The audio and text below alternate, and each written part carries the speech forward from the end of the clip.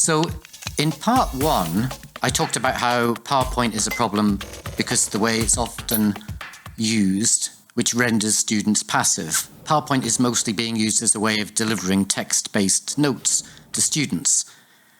Now, this is not so much a problem if you're engaged in instructional learning, where you're teaching students to follow a procedure or where the student needs to learn content knowledge rather than cognitive skills.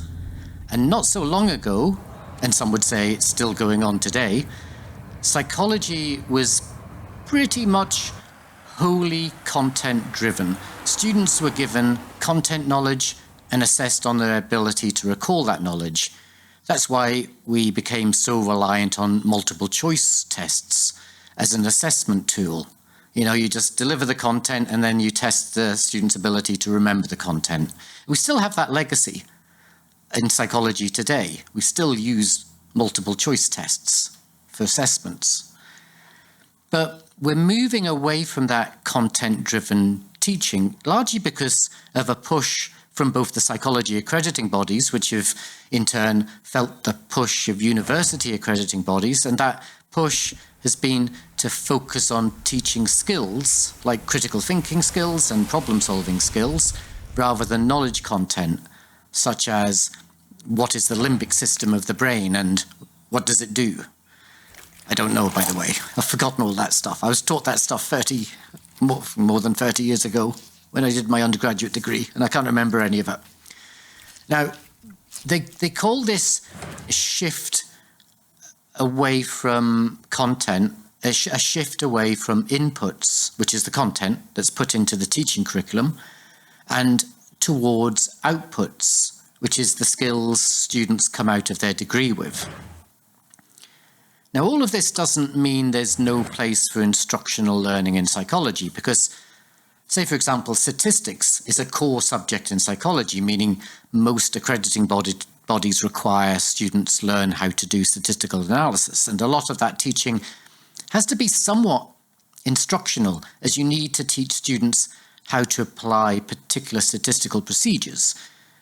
But you not only need to teach students how to do statistics, you also need to teach students how to understand how to use statistics, i.e. when to use them and when not to use them, and what questions statistical analysis can answer and what questions can it not answer. And that involves the student thinking for themselves, solving problems rather than following instructions. And when you move away from instructional learning, it makes the way PowerPoint is used by many lecturers and students increasingly dysfunctional. Now let's get to the fields of critical psychology and qualitative research, because that shift away from instructional learning and content-driven learning to teaching thinking skills has been a thing for a long time there, really since their inception. So let me explain. We'll look at qualitative first. So qualitative research. This type of research, unlike quantitative research, is not at all about following protocols or procedures, but it's about developing a way of working that's informed by reflexivity. A qualitative method is developed through the particular subjective engagement between the researcher and the participants with a particular research topic and question. It's not a procedure that you can be taught in advance and then followed with precision in the field. It's a relational process that's particular to the research project and the people involved. You know, we aren't seeking standardized procedures, but we're seeking to develop nuanced, contextually responsive methods of inquiry. So there's not much of a place for instructional learning because we need students to start developing ways of thinking for themselves where they can plan and execute a research project using qualitative methods. So it's no set procedure to go through, but just a way of thinking. And with critical psychology, that's very much focused on critical thinking and the way knowledge is constructed through and embedded in specific systems of power and authority, where those who have the power decide what is truth. So we need to problematize that. We need to interrogate that.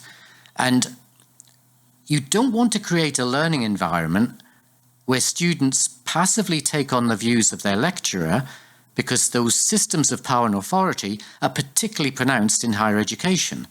You know, the power that the lecturer has over the student in terms of power to assess, power to pass, power to fail, power to punish, and all the rest of it.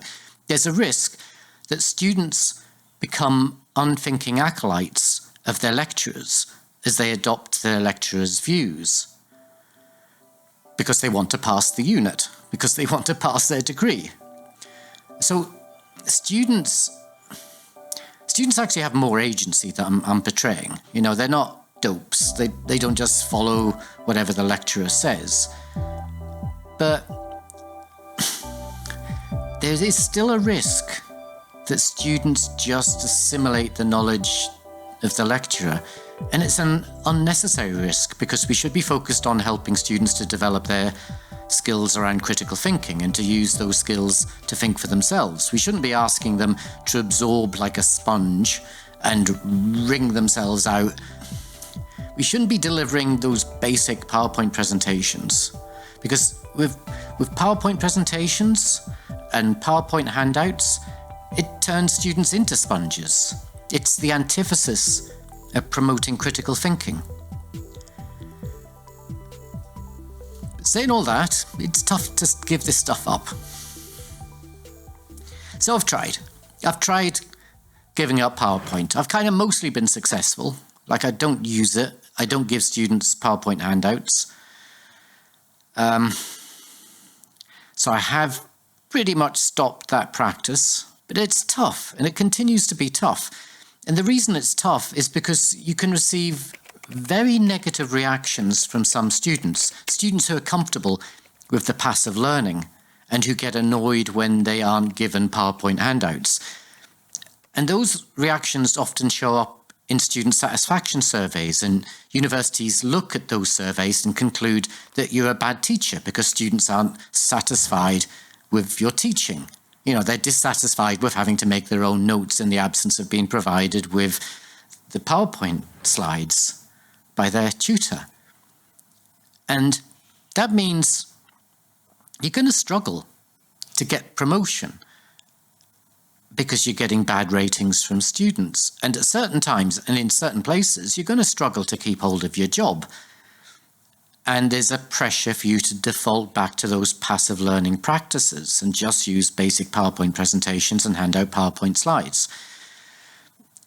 In the previous university where I worked, I had both students and staff complaining that I wasn't providing PowerPoint handouts and that there wasn't enough content in my lectures. And it's hard to resist the pressure to go back to that passive learning model, content-rich lectures and assessments that just assess students' ability to remember content. And it's hard to resist going back to that kind of instructional way of teaching. And fill up your lectures with that takeaway knowledge. Assess your students on their ability to memorize so that you can regurgitate it up in those multiple choice tests. It's really tough. So anyway, let's sum up. Let's be clear. I'm not criticizing the software. There's nothing wrong with software like PowerPoint. I am criticizing how it's commonly used, and the most common way it's used is a way of delivering text-based lecture notes to students, which turns students passive. It closes down opportunities for students to think for themselves, and it turns the lecture into a McDonald's drive-through. Because if you don't offer fries with that, I mean slides with that, see what I did there? If you don't offer slides with that, some students complain that they're not getting a happy meal and they think you're an evil clown. I might have overextended that metaphor, so I better stop now. Okay, so thanks for listening.